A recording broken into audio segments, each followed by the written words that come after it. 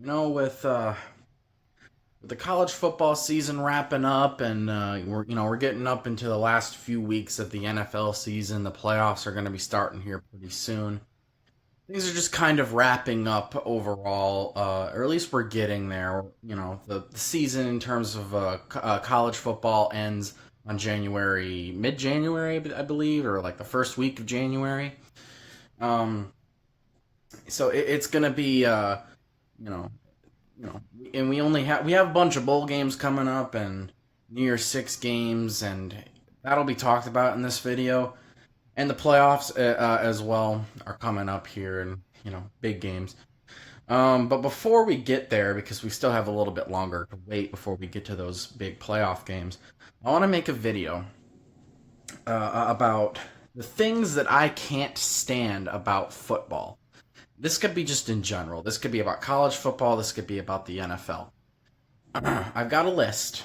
I've wanted to make this video before, but I never got around to doing it. And whenever I have gotten around to doing it, and I started like making the video, I guess I just didn't like how it turned out. It seemed too rambly. So I'm gonna try again, and hopefully it comes out the way I want it to. But we're gonna just start out with number one. And number one, the first thing, and I'm not going in order from like least hated to most hated. These are just kind of in random order. Number one, the first thing I got that I can't stand about football, and I don't even know if I necessarily can't stand it. It's just I don't like it. I don't understand it.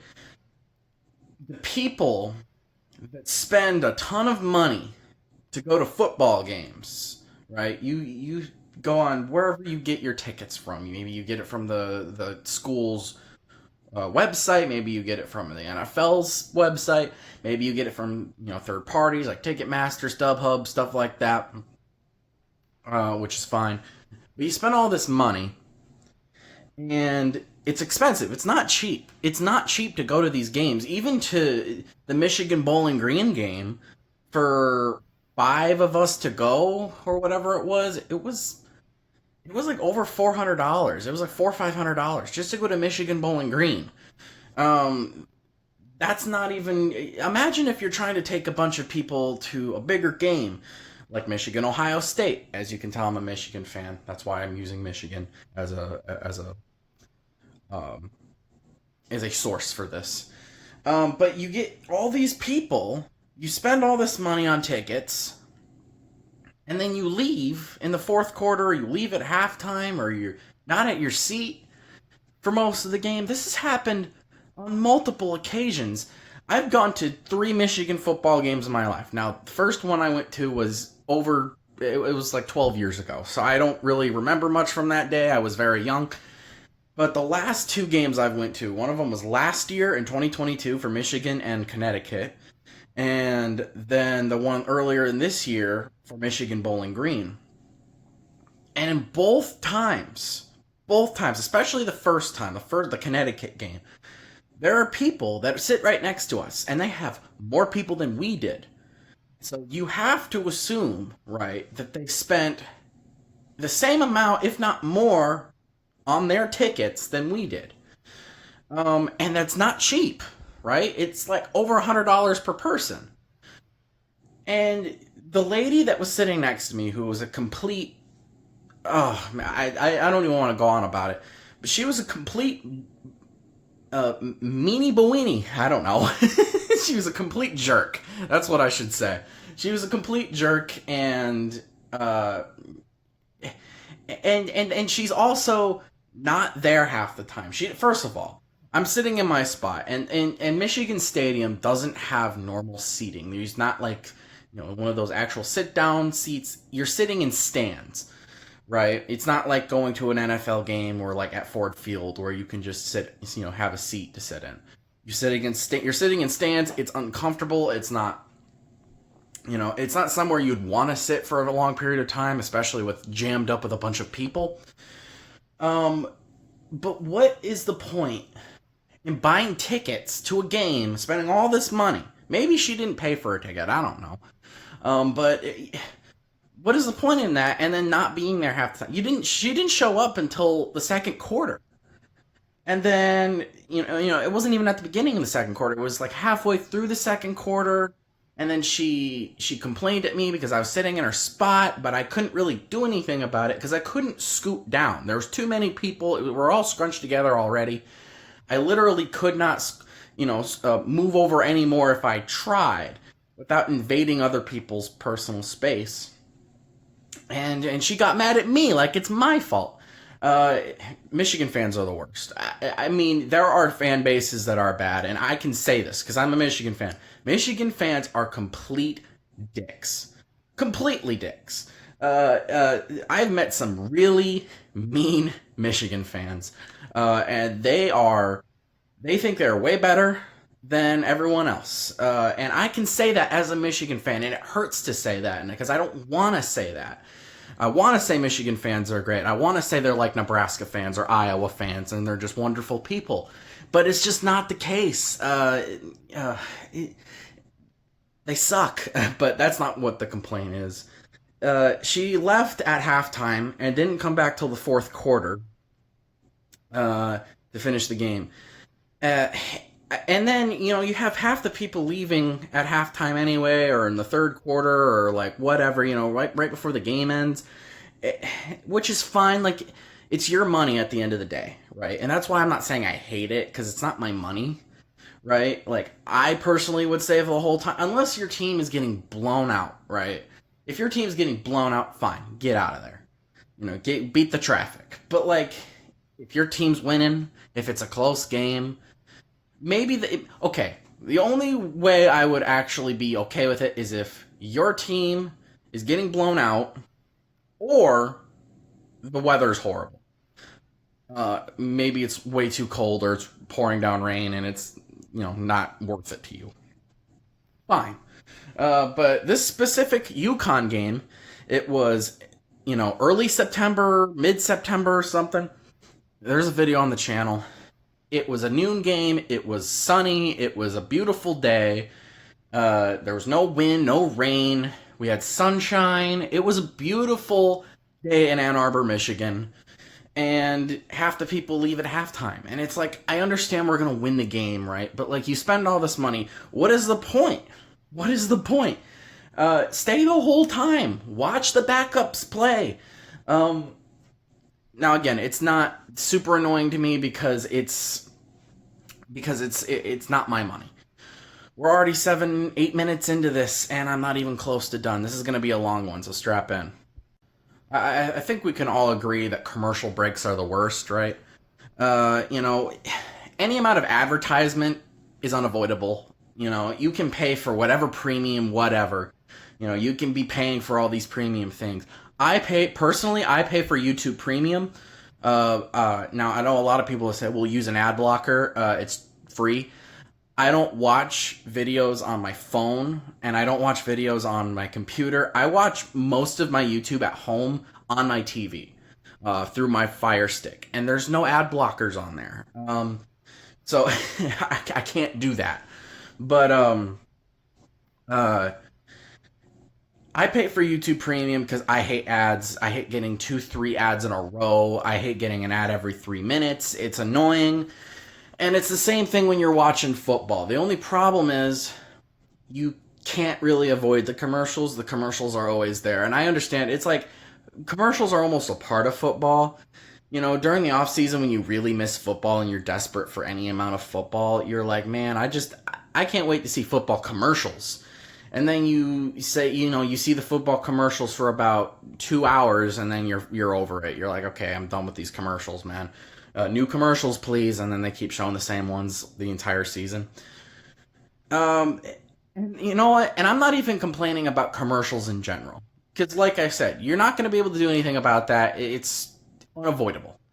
You're gonna watch commercials. You're gonna get commercials when you're watching football games. It's just the point. But the problem that I have with commercials is that they're too long. The commercial breaks are too long, and there's too many of them. Why are we getting 5-6 minute long commercial breaks? That is ridiculous. Especially when you want to go back to the game, show a kickoff, and then go back to a commercial. What are we waiting for? It makes the games longer, and I understand you want to get that ad revenue, and I understand, halftime and all that stuff. I especially hate it in the NFL. It's a dirty tactic that they use. That I'm not even gonna talk about it because it's later in the video. The 2 minute warning. I'll go on about that later. Um, Commercial breaks are getting too long, and with the new rule changes in college football about being more like the NFL, where the clock doesn't stop to move the chains after a first down. The clock only stops after 2 minutes left in the second quarter and the fourth quarter.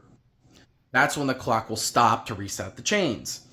So in that way, it's making the games longer or shorter, right? It's shortening the games. There were legitimately games like the first game I watched this season was a week zero game, Notre Dame and Navy. And that game was done before 3 o'clock. The game started at noon, like just after noon. I streamed that game. I streamed my reaction to that game. I was on stream for less than 3 hours. That's crazy. That's crazy because you're used to most games going 3.5 hours or more, even. And you had games like, remember Illinois a few years ago was in a 9 overtime game. That game took like 5 hours. It's kind of insane. Um, but with they made games shorter, which is fine. But what they also ended up doing was adding more commercial breaks, and making them longer, and it's getting ridiculous. And I understand it's been a thing all the time. You get every year you're going to complain about commercials, and are they going to do anything about it?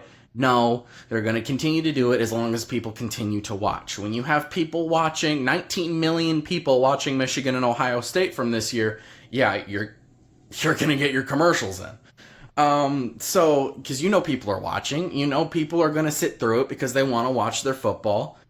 And it's, no one's going to do anything about it. But it doesn't mean I can't complain about it. So, yes, commercials, we need to shorten them, or if you're going to do 5-6 minute long commercial breaks, can you at least give us less commercial breaks? Do you really need to give us a commercial break after 2 minutes of football? Do you really have to give us a commercial break after a extra point, and then come back to the game and do a kickoff, and it's a touchback, nothing happens, and then you go back to commercial before finally coming back and actually doing the drive?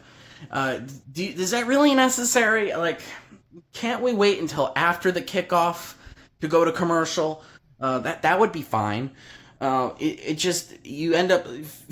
There was legitimately times where I'm on my TV this year and watching multiple games at a time, and I've got 4 games on my TV at once through YouTube TV, and all of them are on commercial. That's not how it should be. At least one was always on commercial. At least one was always on commercial, it felt like. So they really need to do something about that. Will they? No, but I'm still gonna complain about it. Oh man, this is more so to do with the NFL, and that is the price of NFL Sunday Ticket. Now, if you don't know what NFL Sunday Ticket is, well, you've probably been living under a rock or not watching a lot of NFL this year because they promote it everywhere. But NFL Sunday Ticket, it, you know how the NFL is. They're not like college football. If you are just watching TV, cable TV, um, you get, I don't know, you usually get the local games. So in our area where I live, where me and my brother live currently, we usually get, Indianapolis Colts games. We get Chicago Bear games if they're on at 1 p.m. Eastern. We get games like that. The Lions sometimes. We don't usually get other teams. Unless, like, I'm a Patriots fan. Yeah, we've had a terrible year. I already know. But I'm a Patriots fan. If I want to watch the Patriots play and all I have is local TV channels, well, I almost certainly I'm screwed.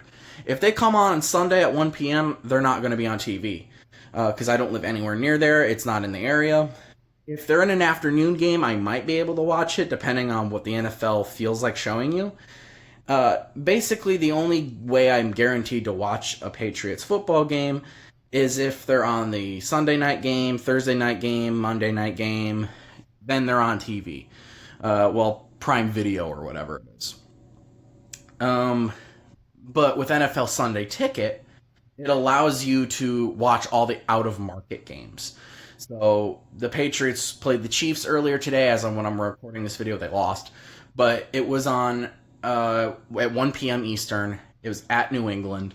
I was able to watch it because we do have NFL Sunday Ticket, um, and I didn't pay for it. My brother did, so he paid for it, and I didn't even realize it because he wanted to watch Lions games. Um, but uh, Sunday Ticket is ridiculously expensive. It is. It is between $350 and $500 depending where you are a year per season. I'm not joking about that. Um, when they were promoting it to us, they wanted me when I signed up for YouTube TV before the season started because I want to watch my football. I'm mostly a college football guy, so and I can watch any college football game I want on just normal TV. It's crazy, right? The NFL has 32 teams. You can't. They only show you maybe 2% of it. College football's got 135 teams or whatever, and you can watch basically all of them. Uh, wow, imagine that. Imagine that. Um, it's almost like you don't need a Sunday ticket. Um, but it, it's so ridiculous because when I was signing up for YouTube TV, it was like, "Do you want to get an NFL Sunday ticket?" And on top of the fifth, 75, $65, 75. It's $75 a month for YouTube TV. They want you to pay an additional $300 for NFL Sunday ticket. But they were having a sale. They were giving you an exclusive offer. It's $50 off. So you're getting the whole package for 300 bucks. And that's still way too much. Um well, we didn't do that because my brother got Sunday ticket on his own account and I had already signed up for YouTube TV without Sunday ticket. So on top of the $75 for YouTube TV a month just to watch local games, you got to pay between $300 and $400 for NFL Sunday ticket. So, and that's the other thing. You don't get to watch those local games. If you have Sunday ticket, right, you pay the $300-$400 for Sunday ticket, but your team that you want to watch is a local game that day, for whatever reason the NFL decides, you have to have a cable provider. You can't watch it through Sunday Ticket on YouTube. You can't. You have to have some sort of cable network, YouTube TV, Fubo, Hulu TV, Sling, all these other. There's a ton of them. DirecTV, if Dish Network, if you're older. But in order to watch local games, you have to pay that cable. On top of that, if you want to watch Thursday night games, you got to pay for Amazon Prime Video, which is, I think it comes with Amazon Prime membership, which is like 12 bucks a month or 15 bucks a month or something like that. But if you want it just by itself, it's like 10 bucks, I think, a month. So you got to pay for Amazon Prime to watch Thursday night games. You got to pay for some sort of cable provider, and that's another $75 or however much it is, depending on what you have, just to watch local football games. And then if you want to watch the out-of-market stuff, you have to pay an additional $300 to $400 to watch. So they're basically locking their full product behind a $500 paywall between three different services, and it is absolutely insane. And then on top of that, they got things like NFL Plus and ESPN Plus and all these other things they want you to pay for. And and I'm gonna be honest, man. Like, I didn't pay for it because I didn't feel like it was worth it, and it's not worth it. They think that their product is so good that it's worth that much. It ain't. It ain't worth that much. They need to, and then they want to crack down on streams that are showing their out of market games on YouTube for free, which is what most people are doing anyway. Well, they're trying to crack down on it. Maybe instead of trying to crack down on it, you lower your prices. NFL, Roger Goodell. Okay, we already paid for it, right? We already paid for. My brother already paid for it. So you got him. You fooled him. You got it. You got Roger Goodell. Got that money. All right, fine. But you got to lower the prices because your average consumer is not going to be able to pay for it. That's just it. That's it. The average consumer is not. Maybe they're able to, but they're not willing to. You would have to really, really be a diehard NFL football fan to be even considering it. That's the thing. Like, I don't care enough. I can watch any college football game I want during the course of the entire year off of $75 a month, and that's how it should be. Why they lock their entire product, most of their product, 90% of their weekly games behind a paywall, leaving you delegated to two local games at 1 p.m.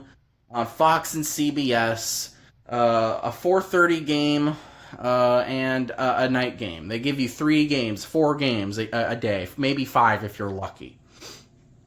Around this time of year, they show more games that are more local, and they just show them to everybody. But during the beginning of the year, and especially in the end, it's very difficult to watch these games because they're all locked behind a paywall. Circling back to college football a little bit, the who have they played people, or they ain't played nobody people crowd of people. It's the type of person, the type of fan of college football who will sit there and they'll look at a team that's clearly a good team or even a great team and be like, well, how good are they? We don't know if they're any good at all because they ain't played a top 5 team. It is the most retarded argument I've ever heard. Like, it is. It's unbelievable to me. You can't watch a team like Georgia or Alabama or Michigan or Ohio State or LSU or Florida State or any of these teams, right? You can't watch Washington, Texas. You can't watch any of these teams and be able to tell right off the bat that they're at least a pretty good team. I don't understand. Like, oh, well, these people also, they'll be like, well, let's compare. This team beat this team by 10, and this team beat that same team by 17. So therefore, this team would beat that team by 7. That's not how this works. That's another thing, too. That's a separate argument. But back to who have they played, people. Why do you need to see Ohio State and Michigan play to be able to tell which team is good? Right? Like, oh, well, they play a bunch of nobodies, through the first 10 weeks of the season or whatever. How do you know they're any good? Well, you can watch them. What did Michigan and Ohio State do all year long? Dominate. Michigan was winning a game by an average of 30 points or whatever it was. We were beating teams 50-something to 10. We didn't allow more than 10 points through the first 8 weeks of the season or whatever it was. Oh, we ain't played nobody. Well, what do you want us to do? Like, win by 7? Win by 10? Like, we're only going out there and doing what we need to do and winning. So, you know, if we were a bad team or only a good team or a decent team, we wouldn't be dominating the way we are. I don't care what you say. When you're dominating conference opponents on a weekly basis and you're winning by 30 or 40 points and making it look easy, that you can't tell that that's a good team. And oh man, all year long I would hear from stupid casuals who, maybe watch their favorite team and then look at the scores for everyone else. We'll get to that one too. Without paying attention to any other team or watching any other team, all they do is talk about, all they did to me, people I work with, people who are fans of other teams. Well, Michigan ain't no good. Michigan sucks. Michigan's they haven't played anybody, and then they play somebody, and then they win, and then they want to make excuses. Last year and this year, Penn State, they're gonna this is people I work with legitimately. They got a great defense. They're gonna beat Michigan. Michigan, the cheating scandal. They don't have their head. There's no way they win this game. Penn State is gonna expose them, and then Michigan won the game. Oh, the following week. Michigan struggled against Maryland. Michigan struggled to put away Maryland. We won the game. The very next week. Oh, well, they're going to struggle against Ohio. You see them against Maryland? Oh, well, they're going to struggle against Ohio State. And we won the game. And then we won the Big Ten Championship for the third year in a row. We're 13-0. We're number one in the college football playoff rankings. We're a good team. Cry about it. This next one is a very minor thing. I'm going to go over it and then move on. Notre Dame and their refusal to join a conference. They think they're special for some reason. I don't really understand it. These Notre Dame people, these Notre Dame fans and the school, they think they're so prestigious and special. They are not. They aren't college football royalty. They haven't been relevant in 40 years, 35 years. You haven't sniffed a national championship win since 1988. You're no good. And you're not prestigious. Why? Because you have an NBC TV deal, and you're an independent organization, you're an independent program, and we're too good for a conference. This is the problem. Yes, when you signed your exclusive TV deal back in the whatever it was, the 80s or whatever, with NBC, yes, you were the most televised team in college football at the time.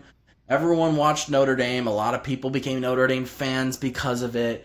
And Notre Dame was making more money than everybody else. But times have changed, man, and Notre Dame hasn't, okay? Everyone has a TV deal.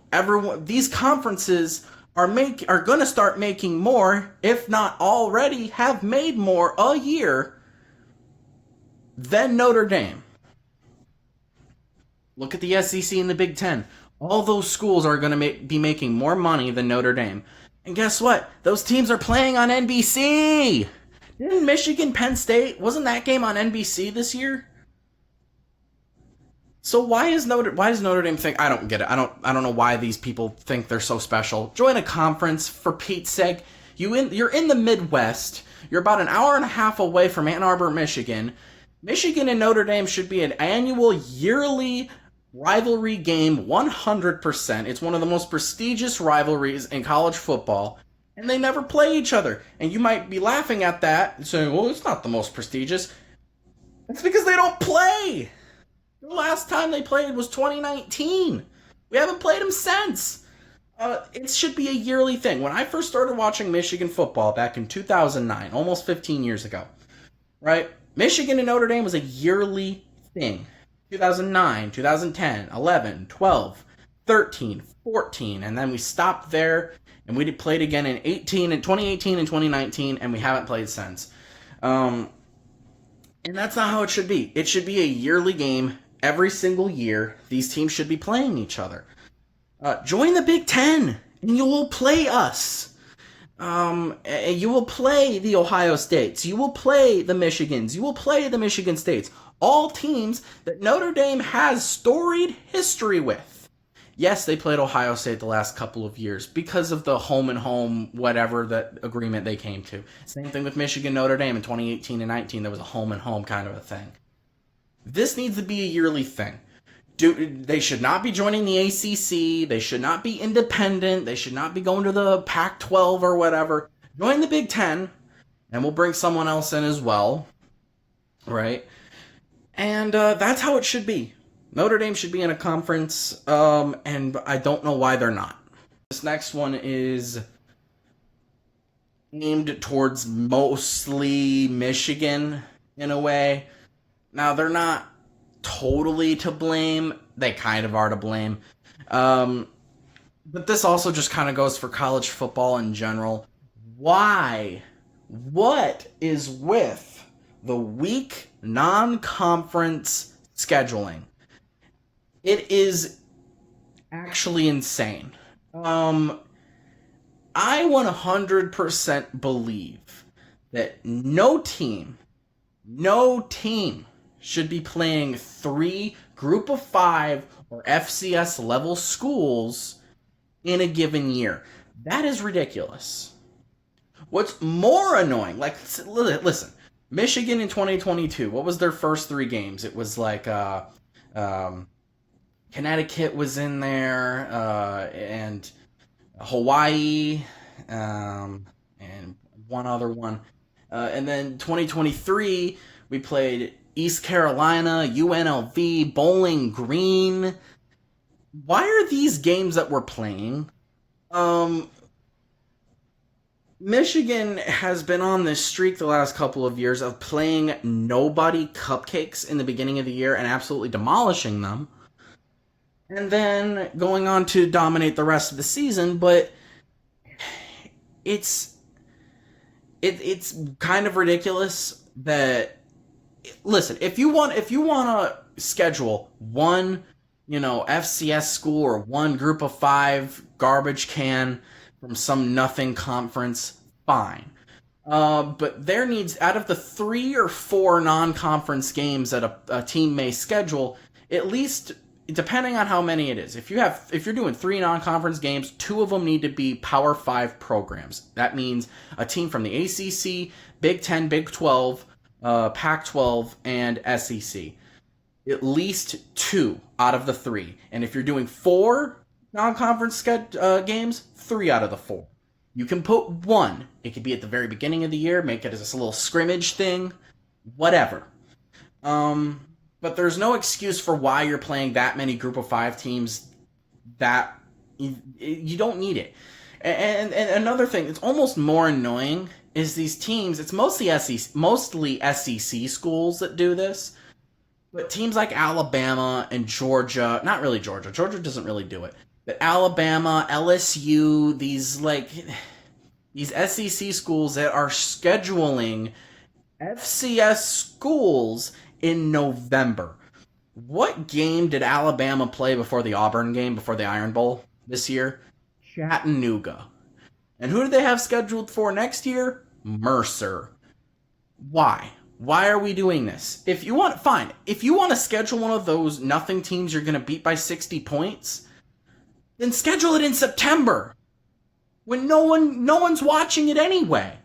But you're at the point in the season where everyone is playing competition. Everyone's in the conference, the same week that, the same week Alabama's playing Chattanooga, you've got Georgia playing, or not Georgia, you got, teams playing actual competition. Alabama's going to destroy these teams. These SEC schools are going to destroy these nothing teams. Why are they not in competition? They should be playing teams on their level, because they're better than that. No one wants to watch it. And then they put it on some streaming service that nobody has. So you get 4 people watching it, and it doesn't make any money for the school. It doesn't do anything for the school. You're at the point in the season where you just, the players should be playing higher levels of competition. And why? Why are we doing this? Fine. Like I said, one. You can do one. If I can make the rules, I would change this absolutely. You have to, if you're good with your three non-conference opponents, two of them need to be Power 5 competition. I don't care who it is. I don't care who it is. It could be a garbage can Power 5 team. If Michigan wants to schedule Vanderbilt in week 1, fine. At least it's Power 5 competition. They suck, but at least it's in a Power 5 conference. So, we're not playing teams like East Carolina and all these trash teams that no one wants to watch that. So do away with it, and no more of these November FCS teams playing big time top 5, top 10 schools. We need to do away with it. It's hurting the sport. It's bad for college football. Do away with it. Number 7 are fans that don't know how to act when their team loses. This is mostly targeted towards Ohio State fans because they don't know how to act when they lose a game. They're big crybabies about it, just like their head coach. We have people that are complaining and crying and never letting things go over losing a football game. Listen, I'm a Michigan fan, all right? And before the success we've had in the last few years, we had some bad years. We had some down years. I remember the days of Rich Rodriguez. I remember the later seasons of Brady Hoke. I remember the first, 8 years or whatever. Not 8 years. The first 6 years or so of the Jim Harbaugh era where we were winning, but we weren't beating our rivals, right?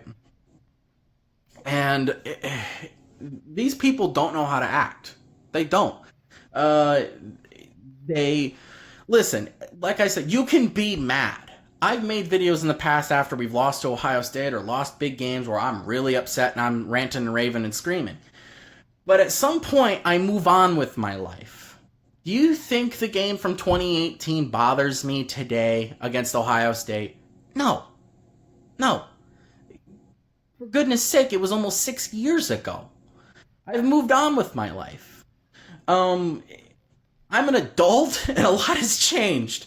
And you can't really live in the past. You gotta focus on the now and in the future.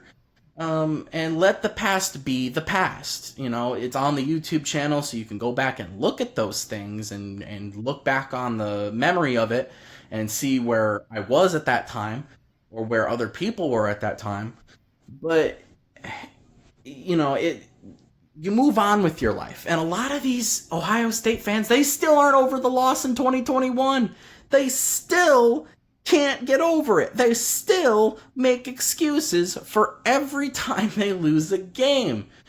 And it's getting to the point now where Ohio State fans are so sad and so pathetic about losing to Michigan that they are relying on other teams to make them feel better because they can't beat Michigan.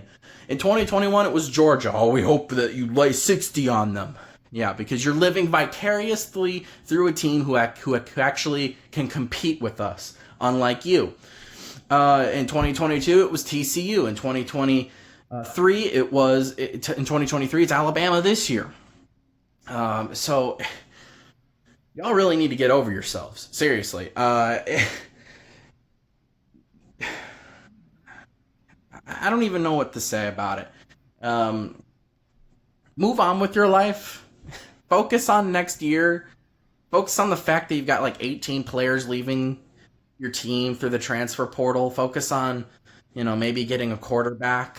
Focus on, replacing some star wide receivers. Focus on next year. Focus on Missouri first. Then focus on next year. You focus on your nothing bowl game. Michigan will focus on an actual important game against Alabama. Whether we win that game or not, we still had a better season than you, and we still are more important than you. So get over it. This one has only happened to me once, but it still is a thing that happens to people every year. People that plan weddings or have a wedding or have an event during football games, especially big football games. What is wrong with you people? Legitimate. I want to know. What is wrong with you? Please. You have to know. You have to know when football season is going, right? Don't don't do your wedding during football season. Especially not during football Saturday. Do away with it. Have a summer wedding. For Christ's sake. I don't. I did. Years ago. I don't remember what year it was. 2015 or something. Michigan was playing Northwestern. I couldn't watch the game because I had to go to a wedding. I don't even remember who it was for. Half these people who get married get divorced anyway.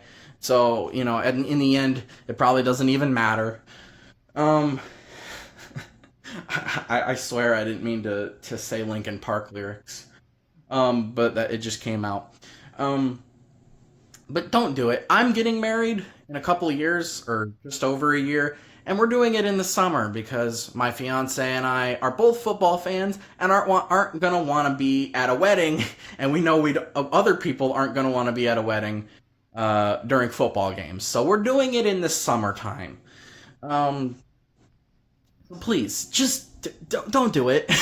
When I was complaining about commercials earlier, um, and I mentioned the 2 minute warning. The 2 minute warning is absolutely retarded, and here's why. It's literally just an excuse for the NFL to go to commercial one last time before the game ends. That's it. That's all it's for. Um, College football doesn't have a 2 minute warning. Why did high school football doesn't have a 2 minute warning? Why do these professionals need a 2 minute warning? I don't understand it. They need to do away with the 2 minute warning. If I made the rule, it would be abolished. It's an absolutely stupid rule. Get rid of it, please. I've done nothing but bitch about it for years. My fiance can attest to it. My friends can attest to it. My brother could attest to it. I can't stand the 2 minute warning. They make fun of me for it. They need to do away with it, and I know they won't. Again, I'm just some idiot on the internet. No one knows or cares who I am. But if I can make the rule, the 2 minute warning would be gone. I was also talking about box score fans. These people that have a team that they root for, they watch their team, maybe, and then they look at scores for everyone else and they make assumptions about other teams. Oh, well, this team ended up winning. You can think about like you can think about like the Ohio State Penn State game and be like, well, the final score was 20-12. It looks like Penn State gave them Penn State gave Ohio State a run for their money. No, they did not. Penn State had a really late garbage time touchdown after having one of the worst offensive performances I've seen by a team all year against Ohio State. And they scored and made the score look a little bit better at the very end. But that doesn't tell the story. The story of that game was that it was mostly bad offense. The only reason Ohio State did better was because they had Marvin Harrison Jr., and he was basically the offense for that game. So it's that's basically it, man. That's basically it. They really, really need to. I don't even know. I don't even know. These people really just need to pay attention and and watch more games because they really shouldn't be commenting on teams that they don't know anything about. What's crazy is these people. I understand people are bad with names, right? I get it. And these people are just. They don't even know the names of the players on their own team. That's how casual they are. That's how casual they are. I can name more players on their team than they can name players on their team. And yes, that either means you're a casual fan or you just are bad with names, whatever the case may be. I can personally say that I can name several players on Michigan's team.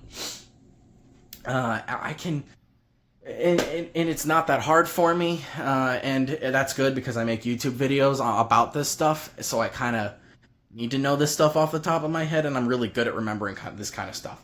But the people that don't watch other teams and make assumptions based off of a scoreboard or a box score that they looked on the ESPN app, those are the people trying to give their opinions on college football and certain teams in it. Yeah, do your homework, people.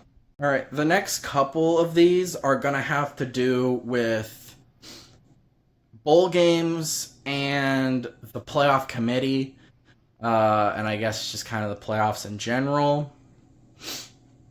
I'm going to call this segment the bowl games rant, okay?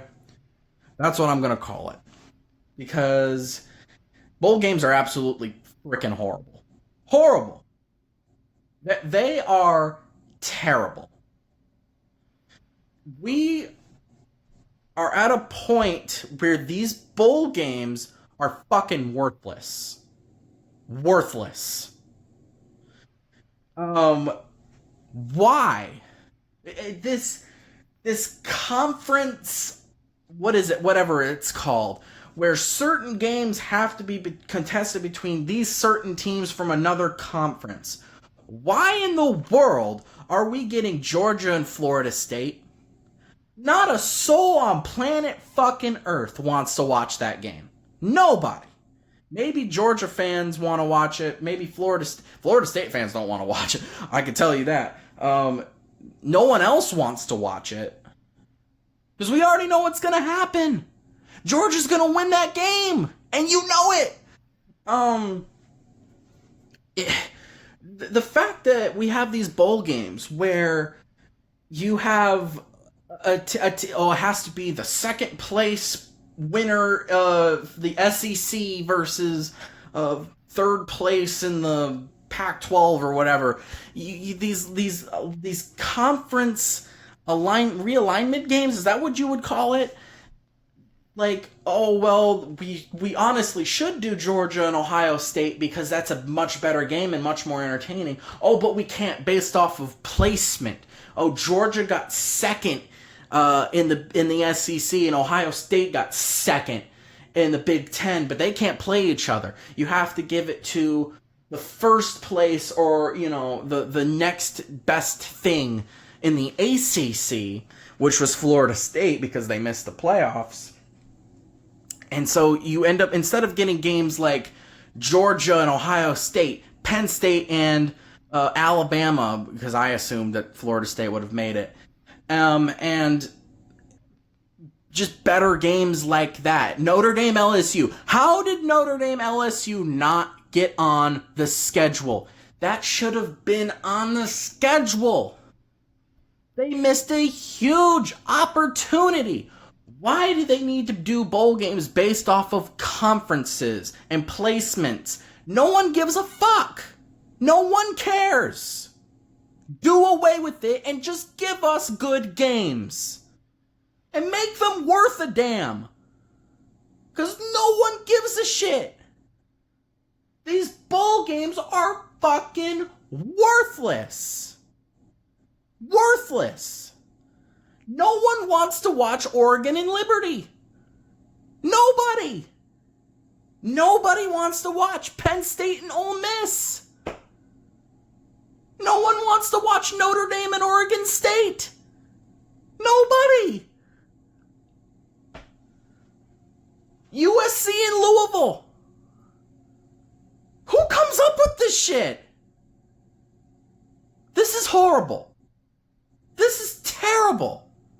Why can't they just give us good games?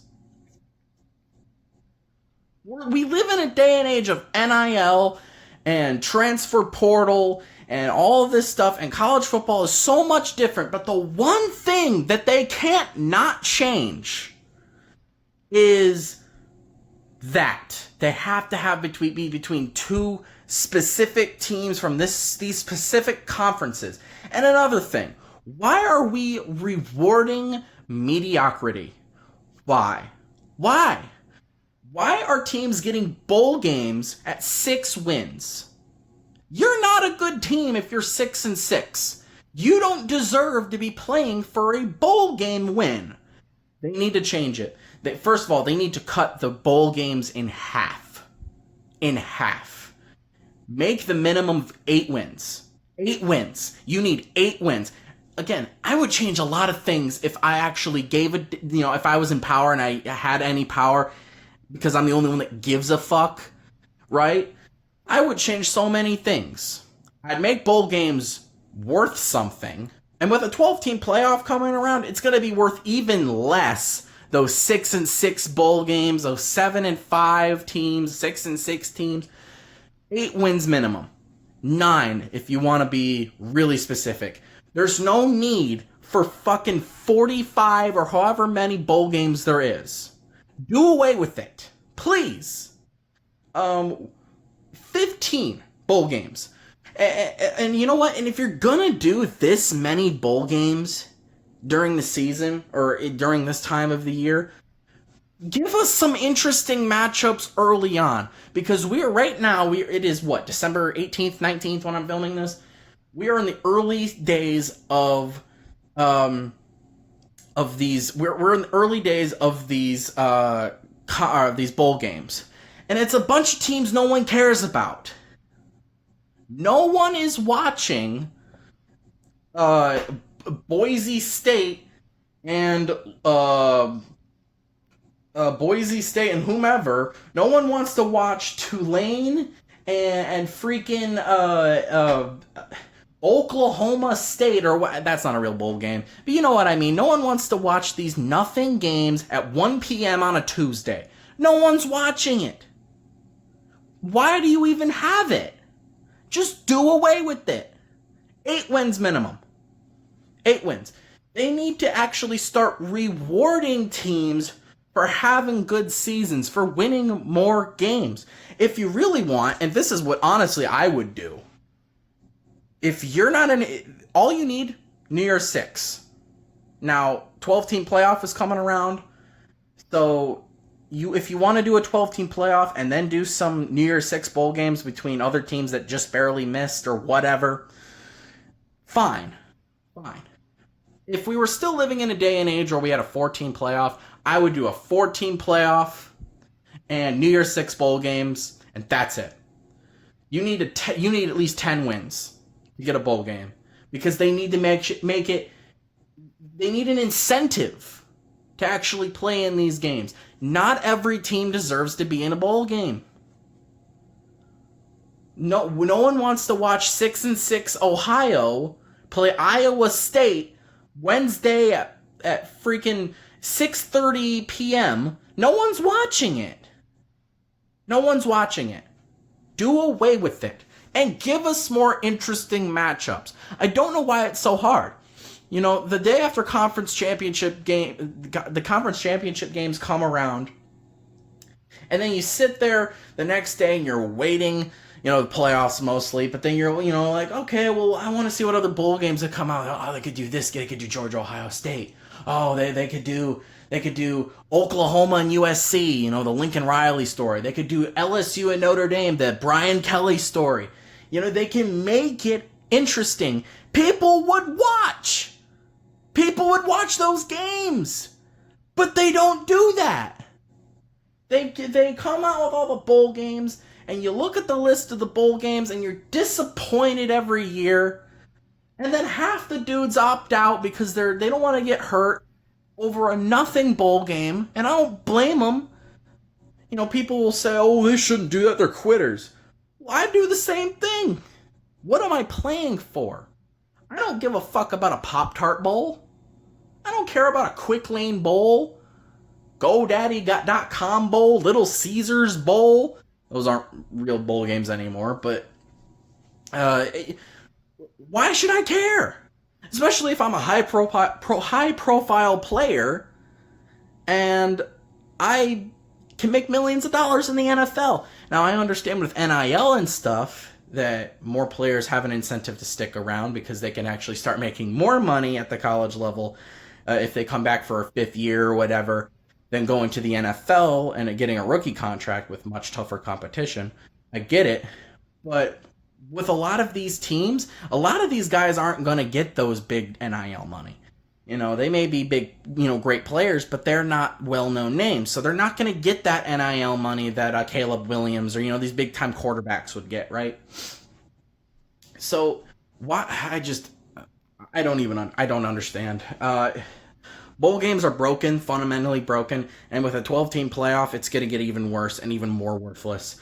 We honestly should just do away with bowl games in general. There's a part of me that's nostalgic for it, and I don't want them to go away. But there's no incentive to play in them for these players. There's no incentive for us as fans to watch these games unless you're a fan of that specific team. But I don't know, man. I really feel like they should make it special. You don't need 40 goddamn bowl games. Make it 5 bowl games. And then those 5 teams that make big-time bowl games have a reason to play. Maybe the players are like, well, shoot, not everyone gets to do this. But when you have 80 teams in a bowl game who won 6 games, winning a trophy, where's the incentive? And another thing. No. A group of 5 teams should not be winning or going into the playoffs. All right? That's just how it is. I have literally heard people saying Liberty should have been in the playoffs because they were undefeated. Stop. Why the group of 5 conferences should just make their own playoffs at this point? Because they're not making it in the Power 5 conference, the actual one that matters. Liberty, they got screwed. They went 13-0. Look at who they play. And I know earlier I was talking about who have they played, but really, who have they played? I'm kind of being a hypocrite, but they don't play one ranked team. And it's not like a team like Liberty was dominating these nothing teams. No. Liberty should not be in the playoffs. And the hypothetical 12-team playoff has Liberty in the playoffs. That is a slap in the face to the teams that actually deserve it, who are playing better competition and are more talented than Liberty. Complete slap in the face. And I understand. You want to give them an incentive. You want to give these teams, these group of 5 teams, a reason to play. They should really just have their own playoffs at this point. And this next, and me talking about this kind of reminds me and leads me in to my next argument and the next reason on here. Playoff committee inconsistencies. The committee is absolutely horrible. This year, they put in Alabama over Florida State. Okay, fine. Whatever. You don't have to agree with it. I don't agree with it. I think it should be going to the most deserving team, not the team that is what is perceived as better. And yes, I've already talked about this. I do believe Alabama is better than Florida State, and I think everyone collectively can agree. And that's fine. If Alabama gets put in the playoffs last year over TCU or over Ohio State or whomever, right? Why can they not be consistent about it, though? Like, that's the thing that bothers me. Last year, they put TCU in, right? They put TCU and Ohio State in over Alabama. Now, you can make an argument for Ohio State. They still deserved it over Alabama, fine, last year. But a lot of people were saying, I don't know, man, TCU lost the Big 12 title game, and maybe they shouldn't make it. And they lost that Big 12 title game, and they still made it in at number 3 position. Fine. And I was fine with it, because it was most deserving team. Fine. They're in a Power 5 conference, they play Power 5 competition, they're in the Big 12. Great. They're in the playoffs. But then this year they flipped the script. This year they wanted to change that. And despite the fact that last year TCU went 12-1 in the conference, losing the conference title game, and still got in at the number 3 spot. But this year, you get a 13-0 Florida State, and they don't get in over Alabama, who has a loss. And yes, they are SEC champions, I understand, but what are we doing? If they would have put an Alabama in over TCU last year, you would have heard people crying about it. Yes. But I would have been okay with it. I would have been, well, they're not necessarily the most deserving team, but they are certainly better than TCU, right? And I would have been fine with it if they would have put Alabama in this year, with them also putting Alabama in last year over TCU, right? But now they've been inconsistent. I fully went into it thinking they're going to put Florida State in. I mean, if they put fucking TCU in last year, despite losing a bowl game or losing their conference title game and still getting the 3rd position, and then you have Florida State, who's at 5 or they're at 4 or whatever it was, 13-0 undefeated with a 3rd-string quarterback, you're like, yeah, they're getting in. They deserve it. They're the most deserving. They gave it to the most deserving last year. They're going to give it to the most deserving this year. Well, no, they didn't do that. They put in the perceived better team. And like I said, I agree. Alabama is better than Florida State. But if you're going to rank it that way, then be consistent with it. Why didn't you put Alabama in last year? If you were going to put Alabama in last year, then I would have been like, okay, well, they did the same thing as last year. They put Alabama in. This is no different. I wouldn't have questioned it. But now I really just have to question what the committee's doing. Now they're changing their philosophy. Does it go to the most deserving team, or does it go to the team they think is better?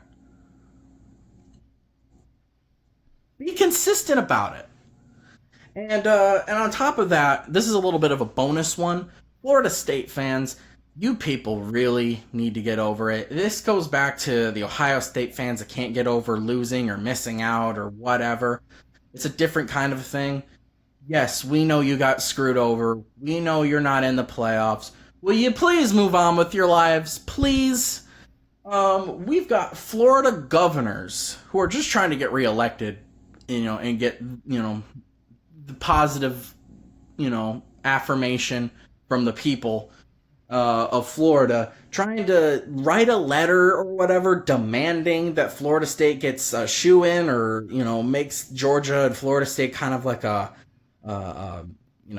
game where they can get themselves in or whatever. Stop. You're not in the playoffs. You can be upset about it, but please move on with your lives. Please. We are all... There's more things to life, people. There is more to life than football, right? Every fan of every team has had to deal with heartbreaking losses, and it sucks. Or they've had to deal with being snubbed in some way, or being dealt with getting screwed over in a game without doing anything wrong. And it sucks. But it's the way it is, and you can't change it. What do you think I did after Michigan lost to TCU last year? I was upset about it, sure. I made a video about it, sure. Whatever. But you know what I did after that? I moved on with my life, because there's more to life than football. I don't let these things ruin my life, okay? I don't let them ruin what I do, because there's just too much to life to let it bother you that much. Please get over it. Please. I understand. Again, I get it. I'm with you. I understand. And you're like, oh, it's easy for you to say you're a Michigan fan. You're number 1 in the country right now. Yes, I understand. But Michigan has been snubbed before. Michigan's gotten screwed over in games before. Michigan has gotten bad calls before. It's just the way it is. Michigan's had heartbreaking losses. But you know what you do? You dust off and move on. That's just the way it is. This is college football. These are college kids. This isn't professionals. These aren't professionals. These are college students playing football, trying to make it to the next level. And yes, they do care. And yes, they want to play well, and there's a lot of competition, and it's very popular. But at the end of the day, it's just a sport, man. Uh, and I take it seriously. I do. I take college football very seriously. I've made my whole entire channel based off of Michigan football and college football in general. I love college football. I love it to death, but it doesn't consume my life. If it did, I'd be on here every day. I'd be on YouTube every day, making YouTube videos, talking about college football constantly all the damn time. But I'm not doing that. I don't do that. I make college football videos when I feel like making college football videos. I make videos when I feel like it. I watch football when I feel like it. And yes, during this time I watch a lot of football and I make videos about it. But, there could be weeks, months even, between videos I make.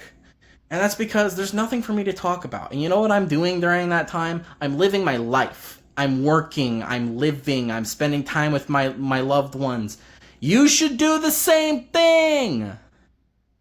Instead of trying to pen letters to the playoff committee or whomever over some bull crap, not getting in the playoffs. And I think the Georgia government did the same thing. Just stop. These people don't give a crap about football.